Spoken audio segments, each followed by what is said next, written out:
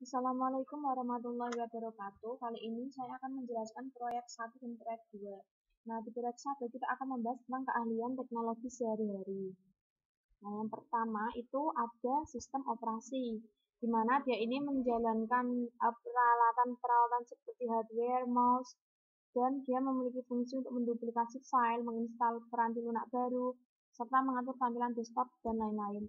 Nah, yang banyak digunakan di masyarakat itu ada Microsoft Windows, walaupun sebenarnya itu ada banyak vendor penyedia sistem operasi yang menawarkan sistem operasi. Nah, Microsoft Office itu merupakan sekumpulan program aplikasi peranti lunak. Itu kita bisa klik di komputer kita, pojok kanan bawah yang gambar bendera itu, lalu kita pilih All Programs, dan kita ketikkan di kotak pencarian Microsoft Office. Nanti akan muncul banyak program dari Microsoft Office tersebut, mulai dari Excel, Word, lalu Outlook, PowerPoint, Publisher, Access, dan lain-lain. Nah, itu sangat membantu kita dalam mengerjakan tugas atau pekerjaan kita gitu. Nah, itu harus selalu diupdate, tujuannya agar kita dapat menikmati fitur-fitur terbaru dan juga menjaga keamanan.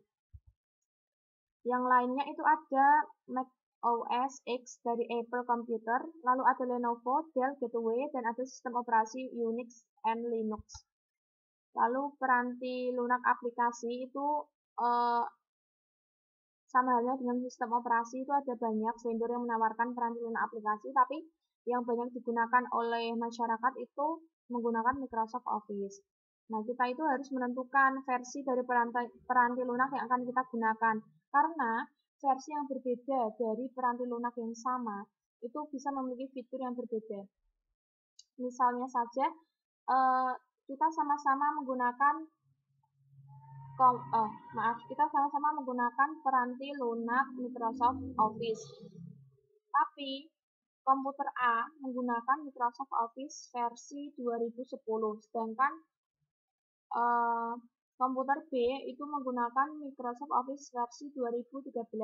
Nah, ini ketika kita membuka file dokumen, misalnya Word gitu, itu dari versi 2010 dengan 2013 sudah memiliki beberapa fitur yang berbeda. Yang biasanya itu yang terbaru itu fiturnya semakin lengkap. Lalu pemantauan itu dapat mengidentifikasi siapa sih yang melakukan perubahan. Nah, ini biasanya dia yang memiliki peranti lunak aplikasi pada komputer tersebut. Ketika kita menginstal Microsoft Word, selama proses instalasi kita akan menemui perintah untuk memasukkan nama dan nama perusahaan kita yang nantinya akan dipantau. Lalu manajer itu dia perlu menambahkan proteksi kata sandi pada lembar kerja atau dapat mengirimkan melalui cara lain selain dari email, karena seperti yang kita tahu bahwa email itu dia sangat rentan terhadap ancaman oleh hacker gitu. Nah, spyware itu dia tidak berbahaya, tapi dia sifatnya hanya memperlambat. Kalau virus, dia itu menghancurkan dan dapat mencuri data. Lalu contoh dari email hoax itu ketika kita menerima email dari suatu organisasi ternama atau instansi ternama yang berisikan link untuk memperbarui sistem operasi kita. Karena biasanya kayak organisasi ternama gitu, ketika memperbarui sistem operasi itu dia akan mengirimkan notifikasi langsung ke komputer, bukan melalui email. Lalu phishing itu email yang meminta informasi sensitif seperti kata sandi atau lain-lain. Lalu proteksi. Nah, ini kita bisa memasang antivirus dan anti spyware untuk mengatasi spyware dan juga ancaman virus gitu. Ini ada dua macam, proteksi komersial dan gratis. Kalau komersial itu kita harus membeli terlebih dahulu. Kalau gratis itu kita bisa langsung mendownloadnya melalui web dari layanan yang akan kita gunakan. Lalu email, kita harus hati-hati ketika mengeklik reply. Ketika kita klik reply, maka hanya si pengirim yang dapat melihat balasan kita. Tapi ketika kita klik reply all, maka dari si pengirim, semua penerima, lalu ada penerima salinan tembusan itu dia dapat melihat pesan tersebut. Proyek 2 mengenai tutorial membuat HTML menggunakan Microsoft Front Page.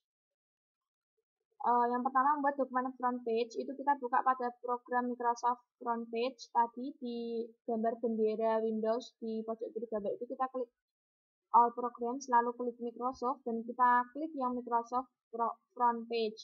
Lalu pada halaman awal Microsoft Front Page, lihatlah kotak bujur sangkar pada pojok kiri atas Front Page. Itu merupakan tampilan awal dari halaman web. Pojok kiri bawah itu terdapat tampilan normal, lalu sampingnya ada HTML yang akan menampilkan kode komputer di belakang halaman web. Kita klik review, maka kita akan melihat halaman yang akan tampil di browser internet. Lalu kita ketikkan namanya dengan format .html dan kita save di desktop komputer dengan format nama asli file index.htm. Lalu ketikkan nama yang ingin kita buat, lalu kita blok nama tadi dan kita modifikasi font dan size-nya. Lalu kita klik perintah format dan pilih paragraf dan center.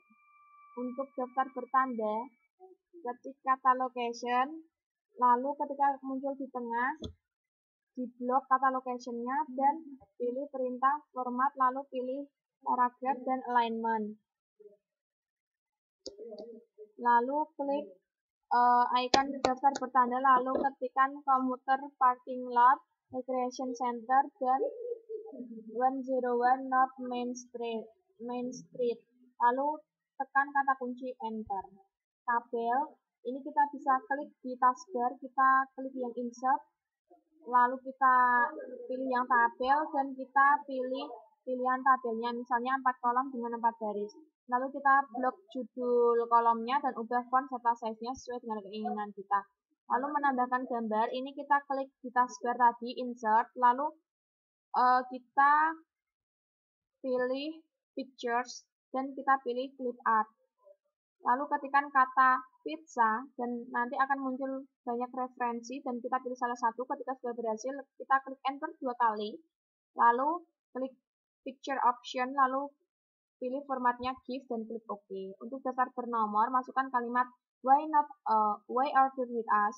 Ini tujuannya kayak lebih ke meyakinkan pembeli kenapa sih harus membeli sesuatu tersebut di kita kayak gitu. Lalu klik enter dan pilih icon daftar bernomor dan masukkan 3 alasan tadi. Lalu klik enter 2 kali. Nah, untuk link halaman web ini kita klik insert, lalu kita pilih hyperlink. Pada bagian text to display ketikkan contact us.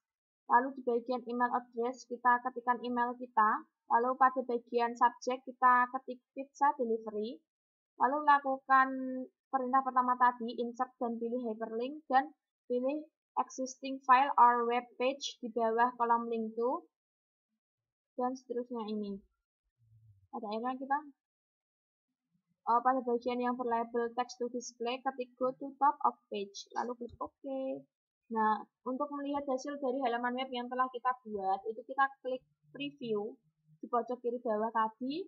Malah kita akan melihat halaman web yang nantinya akan tampil di browser. Lalu kita coba untuk klik kontak us. Nanti akan terbuka jendela yang akan terhubung ke alamat email kita.